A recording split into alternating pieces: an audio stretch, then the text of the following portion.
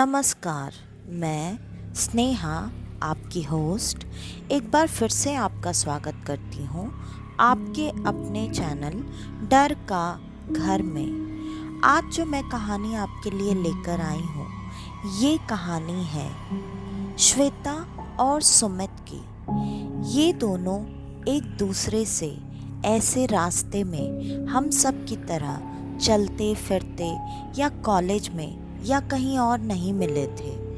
इन दोनों की मुलाकात एक डेटिंग साइट पर हुई थी और डेटिंग साइट पर मिलने के बाद इन दोनों ने काफ़ी समय तक एक दूसरे को जानने समझने और परखने की कोशिश उसी साइट पर की थी। काफ़ी लंबे समय तक जब उनकी बात डेटिंग साइट पर हो गई, उसके बाद जब उन दोनों को ये एहसास होने लगा कि अब वो एक दूसरे को इतना जान चुके हैं कि अब शायद उन दोनों को सामने से एक बार मिल लेना चाहिए, क्योंकि दोनों के मन में कहीं ना कहीं ये बात थी कि डेटिंग साइट पर लोग कभी कभी फेक प्रोफाइल्स भी बनाते हैं। और तो और कई बार तो ऐसा भी होता है कि कोई दिखता कुछ और है, लेकिन फोटो उसने कुछ अलग ही डाली होती है। दोनों अब एक दूसरे को इतना करीब से जानने और समझने लगे थे कि अब वो दोनों अपनी बात आगे बढ़ाना चाहते थे। इसलिए सुमित ने श्वेता को सामने से अपने घर का एड्रेस दे दिया और कहा, मैं तुमसे सच में मिलना चाहता हूँ और अगर तुम भी मुझसे मिलना चाहती हो तो ये मेरे घर का एड्रेस है। तुम्हारी जब मर्ज़ी हो या जब तुम्हें लगे कि तुम्हें मुझसे मिलना चाहिए, तुम यहाँ पर आ सकती हो। और श्वेता ने भी सुमित का एड्रेस ले लिया, लेकिन उसने ये नहीं बताया कि वो उससे मिलना चाहती है या नहीं, और अगर मिलना चाहती है भी तो कब मिलना चाहती है। और सुमित के चैट खत्म करते ही लगभग 1.5 घंटे बाद उसके सामने एक बहुत ही खूबसूरत सी लड़की खड़ी थी। वो लड़की जो उसने फ़ोटो में देखी थी, ये तो उससे भी ज़्यादा खूबसूरत थी। मतलब श्वेता फोटोजेनिक नहीं थी, इसलिए उसकी फ़ोटोज़ ज़्यादा अच्छी नहीं आती थी। श्वेता सामने से ज़्यादा खूबसूरत दिखती थी। जब सुमित ने श्वेता को देखा तो थोड़ी देर के लिए तो वो उसे पहचान ही नहीं पाया, लेकिन जब श्वेता ने बताया कि वो श्वेता है डेटिंग साइट से, ये सुनते ही सुमित को समझ में ही नहीं आ रहा था कि उसे रिएक्ट कैसे करना चाहिए। खुश हो जाए, शॉक हो जाए, या फिर श्वेता को दौड़कर गले लगा ले। और सुमित एकदम बुत बनकर श्वेता के सामने खड़ा रहा। श्वेता आगे बढ़कर सुमित के पास आई और पास आने के बाद उसने सुमित को हिलाते हुए कहा, सुमित, तुम्ही ने तो एड्रेस दिया था ना, और कहा भी था जब मिलना हो तो आ जाना। अब मैं आ गई हूँ तो ऐसे बिहेव कर रहे हो जैसे पता नहीं मुझे यहाँ होना चाहिए था या नहीं। इतना सुनते ही सुमित को थोड़ा होश आ गया और सुमित बड़े ही प्यार से मुस्कुराते हुए श्वेता के हाथ को पकड़कर अपने घर के अंदर लेकर जाने लगा, ये कहकर कि चलो मैं तुम्हें अपना घर दिखाता हूँ और माता पिता से भी मिलवाता हूँ। दोनों तेजी से घर के अंदर चले गए। सुमित के माता पिता को भी श्वेता के बारे में उस वक्त से ही पता था, जब से सुमित श्वेता के बारे में थोड़ा सीरियस होकर सोचने लगा था। सुमित दिन भर अपने माता पिता से श्वेता से की गई सारी बातें बताया करता और ये भी बताता कि अब वो श्वेता को सच में पसंद करने लगा है, वो उससे मिलना चाहता है। कहीं ना कहीं सुमित के माँ का ही ये बढ़ावा दिया हुआ था कि अगर तुम सच में उसे पसंद करते हो, उससे प्यार करते हो, उससे जुड़ना चाहते हो, तो क्यों नहीं तुम ही आगे से पहल कर रहे। तुम उसे अपने घर पर बुलाओ, फिर उसे भी लगेगा कि हाँ तुम सच में उसको लेकर सीरियस हो। लड़कियां वैसे भी इन चीज़ों में काफ़ी हिचकिचाती हैं और सुमित को अपनी माँ की ये बात बिल्कुल सही लगी थी, इसलिए उसने सामने से अपना एड्रेस देते हुए श्वेता को घर पर इनवाइट किया था। अब सुमित के माता पिता भी श्वेता से मिलने के बाद उसे काफ़ी ज़्यादा पसंद करने लगे। उन्हें ये बात समझ में आ गई कि ये लड़की उनके लड़के के लिए बिल्कुल सही रहेगी और उन्होंने ही श्वेता से ही शादी की बात भी छेड़ दी। श्वेता ने इतनी जल्दी इतनी सारी बातें आगे बढ़ने का बिल्कुल भी नहीं सोचा था, इसलिए उसे थोड़ा सा झटका लगा। लेकिन फिर श्वेता ने खुद को संभालते हुए कहा, मुझे इस बारे में अपने माता पिता से बात करनी होगी और अगर आप चाहें तो आप दोनों ही घर पर आकर शादी की बात कर सकते हैं। ये बात सुनते ही सुमित के माता पिता काफ़ी खुश हो गए। उन्होंने कहा, ठीक है, तुम अपने माता पिता को ये बात बता दो, हम कल तुम्हारे घर पर आने वाले हैं तुम दोनों की शादी की बात करने के लिए। श्वेता ने भी ये चीज़ के लिए हाँ कर दी और वो थोड़ी देर तक सबके साथ समय बिताने के बाद घर वापस चली गई। उसने अपने माता पिता को सुमित के बारे में बता रखा था, लेकिन उतना नहीं जितना कि सुमित ने अपने घर पर बताया था। बाकी की सारी बातें श्वेता ने अभी अपने माता पिता को बता दी। माता पिता को भी इन चीज़ों से कोई ऐतराज़ नहीं था और अगले दिन वो सुमित और उसके माता पिता के घर पर आने का इंतज़ार करने लगे। सारा परिवार एक साथ इकट्ठा होकर दोनों बच्चों की शादी की बात करने लगा। सब कुछ राजी खुशी हो गया और तो और दोनों परिवारों ने एक ही मुलाकात में एंगेजमेंट से लेकर शादी तक की बात सब एक साथ ही फाइनल कर दी। दोनों की शादी भी जल्दी ही हो गई और दोनों की जिंदगी काफ़ी अच्छी चल रही थी। लेकिन शादी के करीब करीब 1.5 साल के बाद अब श्वेता प्रेग्नेंट थी और वो अपना एक नया परिवार बनाने जा रहे थे। इस बात को सुमित के माता पिता काफ़ी अच्छे से समझते थे, इसलिए उन्होंने खुद ही अपने बच्चों को एक घर गिफ्ट में दे दिया, जो घर काफ़ी खूबसूरत था और उस घर के आगे एक छोटा सा तालाब बना हुआ था। उस तालाब को पार करने के बाद पहाड़ और इतना खूबसूरत नज़ारा जो देखकर ही श्वेता का मन खुश हो गया। श्वेता परिवार वालों से दूर तो नहीं होना चाहती थी, लेकिन उसके माता पिता ने भी यही सलाह दी कि अब तुम्हारा परिवार बड़ा हो जाएगा और सुमित का घर काफ़ी छोटा है तुम सबके लिए, इसलिए बेहतर यही होगा कि तुम लोग अब उस घर में जाकर रहने लगो और अगर किसी भी बात की कोई भी ज़रूरत होगी तो हम सब है ना तुम लोगों के लिए, तो तुम लोग बिल्कुल चिंता मत करो। सबके समझाने पर दोनों उस घर में शिफ्ट हो गए। देखते ही देखते 9 महीने भी गुजर चुके थे और श्वेता ने एक बहुत ही खूबसूरत प्यारा सा बेटा जन्म दिया, जिसका नाम उन लोगों ने अमर रखा। सब कुछ काफ़ी अच्छा चल रहा था, घर में खुशियों का माहौल था और अब इनका परिवार भी पूरा हो चुका था। कुछ दिन तक सुमित के माता पिता वहीं उसी घर में श्वेता के साथ ही रहे, उसके और उसके बच्चे की देखभाल के लिए। लेकिन लगभग 2 महीने बीतने के बाद वो दोनों अपने घर वापस जा चुके थे।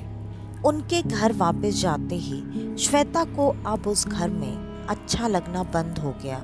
श्वेता को उस घर में काफ़ी अकेलेपन का एहसास होने लगा, जबकि उसके पास तो उसका खुद का बेटा भी था। लेकिन श्वेता को बार बार ऐसा एहसास होता जैसे उस घर में कोई कमी है और ये एहसास कुछ दिन में बदलकर कुछ अजीब से ही एहसास में बदल गया। जब भी सुमित काम पर जाया करता, श्वेता को हमेशा ये एहसास होता जैसे उसके घर में उन दोनों के अलावा और कोई भी है। और श्वेता बार बार इधर उधर जितना हो सकता उठकर चेक किया करती थी, लेकिन उसके घर में चेक करने के बाद भी उसे कोई भी कहीं भी नज़र नहीं आता था। और जैसे जैसे दिन बीतने लगे, श्वेता का ये डर, ये एहसास बढ़ता चला गया। पहले तो कुछ समय तक श्वेता ने कुछ सोचकर सुमित से इस बारे में कोई भी बात नहीं की, लेकिन अब वो समय आ चुका था जब श्वेता ठान चुकी थी कि उसे सुमित को इस बारे में बताना ही पड़ेगा, क्योंकि धीरे धीरे श्वेता अब किसी को अपने घर में देखने भी लगी थी। पिछले दिन तो ऐसा हुआ था कि श्वेता अचानक से अपने बच्चे के कमरे में गई, और जब वो उस कमरे में पहुंची तो उसे दीवार पर एक अजीब सी बड़ी सी काली सी परछाई नजर आई, जो कि इतनी भयानक थी जिसको देखकर श्वेता के मुंह से एक जोरदार चीख निकल गई, जिसके वजह से उसका सोता हुआ बच्चा डर कर उठ चुका था। और अब श्वेता भी इन चीज़ों को काफ़ी ज़्यादा अजीब नज़रिए से देखने लगी। श्वेता को ऐसा लगने लगा कि उनके इस घर में कुछ न कुछ गड़बड़ तो ज़रूर है। श्वेता ने आखिरकार आज सुमित से अपने मन की सारी बातें कह दी, लेकिन सुमित इन सारी बातों पर भरोसा करने के लिए तैयार नहीं था। सुमित को ऐसा लग रहा था कि श्वेता अब इतने बड़े घर में खुद को अकेला महसूस करके ये सारी बातें मनगढ़ंत बना रही है। लेकिन श्वेता ने सुमित को समझाने की बहुत कोशिश की। उसकी लाख कोशिशों के बाद भी सुमित उसकी किसी बात पर भरोसा करने को तैयार नहीं था। उसने कहा, अगर तुम्हें चाहिए तो एक फुल टाइम मेड भी रख लो घर पर, वो तुम्हारे साथ रहेगी तो तुम्हारा मन लगा हुआ रहेगा। और 2 दिनों के बाद ही सुमित ने एक फुल टाइम मेड का भी इंतज़ाम कर दिया। मेड भी घर पर आ गई, उसे भी वहीं रहने के लिए एक कमरा दे दिया गया, और ज़्यादातर वो घर के काम खत्म करके बच्चे को संभालने में श्वेता की मदद किया करती थी। काफ़ी वक्त तक तो वो श्वेता के साथ बैठकर ढेर सारी बातें भी किया करती थी। श्वेता जब टीवी देखने के लिए भी हॉल में आती तो वो मेड उसके साथ ही बैठकर टीवी भी देखा करती थी। श्वेता को अब कहीं ना कहीं ये तसल्ली होने लगी कि शायद वो सारी चीज़ें उसके दिमाग की उपज ही थी, क्योंकि जब से वो मेड वहाँ पर उसके साथ रह रही थी उसे वैसा कोई भी एहसास नहीं हो रहा था। अब श्वेता के मन से धीरे धीरे वो डर, वो घबराहट खत्म होने लगा। और अचानक एक दिन श्वेता की मेड बच्चे के कमरे में साफ सफाई करने के लिए जब गई तो उसे भी वही भयानक बड़ी सी काली परछाई दिखाई दी, जो कि आज दीवार पर नहीं चिपकी थी, आज पूरे कमरे में इधर से उधर घूम रही थी। और बच्चा उसे देखकर जोर जोर से रो रहा था, चिल्ला रहा था। श्वेता उस वक्त नहा रही थी, और इतनी ज़्यादा चीख पुकार की आवाज़ें सुनने के बाद श्वेता तुरंत ही बाथरूम से भागती हुई बाहर आई, और उसने अपनी मेड को वहीं ज़मीन पर गिरा हुआ देखा। जब श्वेता की नज़र कमरे की छत पर गई तो उसने वापस से उसी परछाई को देखा। दोनों काफ़ी डर चुके थे। श्वेता ने हिम्मत करके अपने बच्चे को तुरंत उस पालने से उठाया और मेड को लेकर घर के बाहर निकलकर आ गई। घर के बाहर जब वो निकलकर आई तो उस तालाब के पास अजीब सी हलचल हो रही थी। तालाब के अंदर से बहुत तेज तेज बुलबुले निकलकर ऊपर पानी के सतह पर आ रहे थे, और वो बुलबुले ढेर सारे होते हुए पूरे सतह पर इकट्ठा हो चुके थे। ये सारी चीज़ें देखकर वो दोनों काफ़ी डर चुके थे। बच्चे को लेकर वो वहाँ से भाग रहे थे। भागते भागते अब श्वेता अपने माता पिता के घर पहुंच चुकी थी। उसके साथ ही वो मेड भी थी। दोनों ने सारे लोगों को ये बातें बताईं। अब जबकि यही बात दोनों लोग कह रहे थे, सबको उनकी बातों में थोड़ी बहुत सच्चाई नजर आने लगी। इस पर श्वेता की माँ ने श्वेता को शांत करते हुए कहा, बेटा तुम बिल्कुल चिंता मत करो, हम आज ही किसी पंडित जी से मिलकर इसका कोई उपाय ढूंढेंगे और तुम्हें अब उस घर में जाकर रहने की बिल्कुल भी ज़रूरत नहीं है। और वो दोनों इतना होने के बाद काफ़ी डरे हुए थे और बहुत देर तक वो लग रहा था जैसे किसी सदमे में आ चुके थे। बच्चे अमर को भी संभालने का होश नहीं था उन्हें, इसलिए श्वेता की माँ ही बच्चे को संभाल रही थी। जैसे तैसे शाम होते होते दोनों ने अपने आप को संभाला और तब तक सुमित ऑफिस से वहीं श्वेता के घर पर ही पहुंच चुका था। श्वेता के माता पिता ने सारी बातें सुमित को बता दी। वो सारी बातें सुनकर अब सुमित को भी लगने लगा कि उससे गलती हो गई। उसे उसी वक्त श्वेता की बातें सीरियसली लेनी चाहिए थी, लेकिन कोई बात नहीं। अब सुमित अपनी श्वेता की सारी बातों को मानने और समझने के लिए तैयार था। वो भी श्वेता के माता पिता के साथ अगले दिन ऑफिस से छुट्टी लेकर पंडित जी के पास पहुंच गया और पंडित जी के पास पहुंचने के बाद उसने सारी बातें शुरू से लेकर अभी तक की पंडित जी को बता दी। पंडित जी ने जैसे ही ये सारी बातें सुनी, उन्होंने कहा, कुछ न कुछ तो उस घर में ज़रूर ही होगा, क्योंकि जैसा तुम लोग बता रहे हो ऐसा तभी होता है जब घर में कोई काली और बुरी शक्ति मौजूद हो। लेकिन इस बात की जांच करने के लिए मुझे तुम्हारे उस घर में जाना पड़ेगा। सुमित ने कहा, हाँ चलिए मैं आपको लेकर चलता हूँ। और पंडित जी को लेकर वो अकेले ही उस घर की तरफ चला गया। जब वो वहाँ पर पहुँचे तो दरवाजे पर जो ताला लगाकर वो दोनों निकले थे, वो ताला खुला हुआ था। घर का पूरा सामान इधर से उधर फेंका गया था।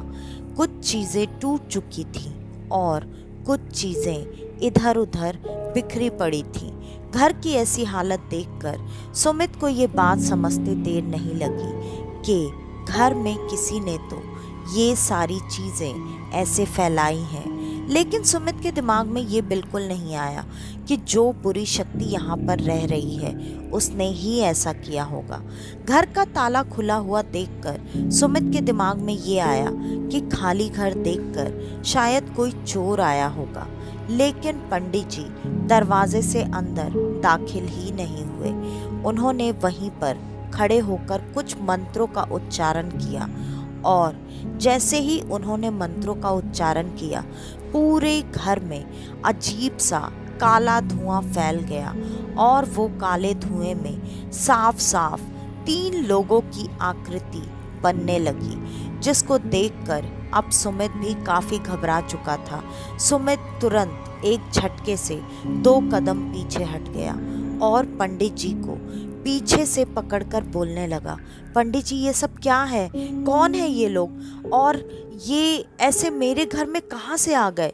पंडित जी ने सुमित को तुरंत शांत किया और उसे घर से बाहर ही रहने का इशारा किया। पंडित जी अब कुछ चीज़ों के साथ घर के अंदर चले गए। उन्होंने दरवाज़ा भी अंदर से लगा लिया था और पंडित जी के काफ़ी देर तक अंदर रहने के बाद अब अंदर से अजीब अजीब सी रोने की, चिल्लाने की, चीखने की आवाज़ें आ रही थीं। ये आवाज़ें सुनकर सुमित के मन में अजीब अजीब से ख्याल आ रहे थे। सुमित को ऐसा लग रहा था कि उस घर में कहीं पंडित जी के ऊपर ही कुछ मुसीबत ना आ जाए। लेकिन पंडित जी ने दरवाज़ा अंदर से लगा कर रखा था। सुमित हर बार हर तरफ से घूम घूम कर खिड़कियों से झांकने की कोशिश कर रहा था, लेकिन उसे उस काले धुएं के अलावा उस घर में कुछ भी नज़र नहीं आ रहा था। काफ़ी देर के पूजा पाठ के बाद आखिरकार पंडित जी बाहर निकल कर आए और उन्होंने कहा, इस घर को तुम्हें हमेशा हमेशा के लिए छोड़ कर जाना होगा। इन आत्माओं का ये डेरा था जिसे तुम लोगों ने आकर यहाँ पर जागृत कर दिया है। ये इन आत्माओं का ही घर है। किसने कहा था तुम लोगों को इस जगह पर घर लेने के लिए? यहाँ इस तालाब में बहुत सारे लोगों की मृत्यु हुई है, जिसके वजह से ये पूरी जगह अब श्रापित हो चुकी है। मैं इन लोगों को सिर्फ यहाँ पर बांध सकता हूँ, लेकिन तुम इस घर में आकर अगर वापस रहने की कोशिश करोगे या फिर अगर इस तालाब और इस घर के आसपास भी भटकोगे तो ये आत्माएं तुम सबको नुकसान पहुंचा सकती हैं। इनकी मुक्ति का कोई उपाय नहीं है। इस वजह से तुम लोगों की भलाई इसी में है कि तुम लोग ये घर छोड़कर हमेशा हमेशा के लिए यहाँ से चले जाओ। सुमित को ये सारी बातें बिल्कुल समझ में नहीं आ रही थी, लेकिन उसे ये बात बहुत अच्छे से समझ में आ गई थी कि यहाँ पर रहना उसकी पत्नी और उसके बच्चे के लिए बिल्कुल भी सही नहीं है। और अब आखिरकार पंडित जी ने कुछ क्रियाविधि करके उस घर को, उस तालाब को बांध दिया, ताकि जिससे वो आत्माएं इधर उधर भटक कर किसी और को नुकसान ना पहुंचा सके। और ये क्रिया करने के बाद वो सब श्वेता के घर में पहुंच गए। वहां पर पहुंचने के बाद पंडित जी ने एक बार श्वेता, उसके बच्चे, उस मेड को पूरी तरीके से जांच किया, ताकि उनके ऊपर अगर किसी भी तरह का कोई भी प्रभाव उन आत्माओं का पड़ा होगा तो वो उसे दूर कर सके। लेकिन किसी पर भी उन आत्माओं का कोई प्रभाव नहीं पड़ा था। कैसे, ये बात किसी को भी समझ में नहीं आई। फिर पंडित जी ने कहा, आप लोग बहुत ज़्यादा नसीब वाले हैं कि आप उस घर में इतने दिनों तक रहने के बाद भी सही सलामत और जिंदा वहाँ से बाहर आ गए, वरना वहाँ पर जो आत्माएं थीं वो इतनी ज़्यादा काली शक्तियों से भरी हुई और बुरी आत्माएं थीं जो कि किसी भी हालत में अपने आसपास रहने वालों को छोड़ती नहीं हैं। इस वजह से आप अब सुरक्षित हैं, इसका भगवान को शुक्रिया अदा कीजिए और उस घर में दोबारा लौटकर कभी मत जाइएगा। ये बात सुनकर सारे परिवार वाले डर तो गए थे, लेकिन उनको इस बात की तसल्ली थी कि सब लोग अब सुरक्षित हैं। उस घर को ना तो दोबारा बेचने की कोशिश की गई और ना ही उस घर की तरफ कभी भी किसी ने दोबारा से रुख किया। तो आज की ये कहानी यहीं पर ख़त्म होती है। आपको हमारी आज की ये कहानी कैसी लगी हमें कमेंट करके ज़रूर बताइएगा। और अगर आपको हमारी ये कहानियाँ पसंद आती हैं तो ज़्यादा से ज़्यादा हमारी इन कहानियों को शेयर करें। और अगर आप हमारे इस चैनल पर आज पहली बार आए हैं तो हमारे इस चैनल को लाइक, शेयर और सब्सक्राइब करना बिल्कुल न भूलें। तो आज के लिए बस इतना ही। मैं स्नेहा, आपकी होस्ट, आज के लिए लेती हूँ अलविदा। वापस से आपसे मिलने आऊँगी और आप सबको लेकर जाऊँगी कुछ जाने अनजाने किस्से कहानियों के सफ़र पर, आपका अपना डर का घर में। और आप सबको नए साल की बहुत सारी शुभकामनाएं। तो मिलते हैं अब नए साल में। तो तब तक के लिए नमस्कार।